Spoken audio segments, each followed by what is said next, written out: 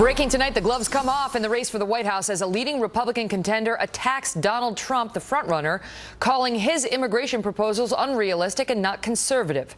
The remarks come as Governor Jeb Bush tours the U.S.-Mexican border in McAllen, Texas. With illegal immigration becoming the top issue for the GOP field, Mr. Bush suggests that Donald Trump is way off base. Mr. Trump's plans are not grounded in conservative principles. It would cost hundreds of billions of dollars. It's not realistic. It will violate people's civil liberties. It will create friction with our third largest trading partner that's not necessary. He's a serious candidate, and he ought to be held to what serious candidates need to be held to. He needs to be held to account for his views. Governor Bush is talking specifically about recent suggestions by Mr. Trump that include calling for Mexico to pay for a wall on the U.S.-Mexican border, deporting the 11 million-plus illegal immigrants now living in the U.S., and taking away automatic American citizenship for children born in the United States if their parents are not American citizens. Fox News digital politics editor Chris Stirewalt joins us now. Chris, good to see you. So, Trump was just on O'Reilly saying that he asked him this question. If you've got an illegal immigrant mother and father living in L.A. with 2 children who are American citizens, do you order authorities to take that family into custody? Trump says we have no choice. Yes, we have to bring them out. And if they're wonderful, and a lot of them will be, we'll bring them back in an expedited fashion. Realistic?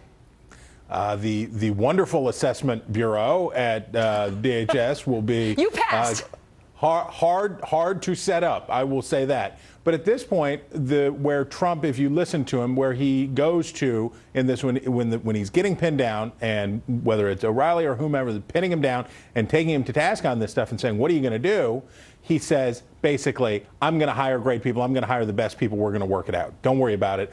I've got this taken care of. And he's banking on the fact that his supporters are so loyal to him, the core of supporters that he has are so loyal to him, that it doesn't really matter what he says, and it doesn't matter what Jeb Bush says, and it doesn't matter what the reporters say, it doesn't matter what anybody says, because they think Trump's going to do it for him when he gets in there. Well, is that true? I mean, tonight there's a report from the American Action Forum, which is a conservative organization, says that doing that, deporting all the illegal immigrants, would take 20 years and cost between $420 billion and $620 billion.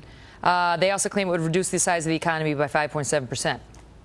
But if you believe, as some of Donald Trump's supporters do, that the single greatest threat to the American way of life are immigrants from Mexico and Central America, if you really think that that is the number one problem that we have, not what you were talking to Ben Carson about, not moral decay, not joblessness, not what all these other things are, or that Hispanic immigrants are the key to that. That's the core to the problem. If you think that's true, you'd say, I'll pay any price, I'll bear any burden. I'll have 1 million Elian Gonzalez. There's a new poll out tonight from Gallup that shows that Trump's got a problem with the Hispanic voters. This is his net favorable opinion among Hispanics. So 65% say they view him unfavorably, 14% say they view him favorably, which gives him a net minus 51, which is the lowest by far in the GOP field. He says Hispanics love him, and they're going to love him because he's going to bring jobs. And he says he knows how to do that. But here's my question for you. As Trump takes these positions that are, farther to the right on this issue, and the other Republicans seem like they're running to go be with him, what does that do to the Republican field, and what happens in the general election? Because we saw Mitt Romney try something like this. It didn't work out too well for him. Right. What happens is they start creeping, and then they start sprinting after the front runner. They get those positions, chasing those votes, and then they find themselves marooned there and unable to get back. If Jeb Bush can't find a way to get this done, if he can't do better, if Marco Rubio can't find a way to get this done and do better and win the nomination, there's a fairly grim prospect out there of a wannabe Trump grasping the nomination for the Republicans and then finding himself marooned, even against a weakened Hillary Clinton. The Wonderfulness Bureau? Is that what you said? It's going to be awesome. It's the Tremendousness Bureau and the Wonderfulness Bureau. You pass. We love you. Thank you. You bet. He is full of wonder. Well, there is also news tonight on both Hillary Clinton's email and the explanation she's offered the country. Shannon Coffin is next with a must-see fact check. I was on vacation last week. This is the one segment I want to get back to talk to you about. I have a lot of thoughts that I'm going to share with you on a legal basis on Hillary Clinton. And then Josh Duggar admits to being a member of Ashley Madison, a dating service for people who want to cheat on their spouse. We'll look at what it means for Josh and the Duggar family.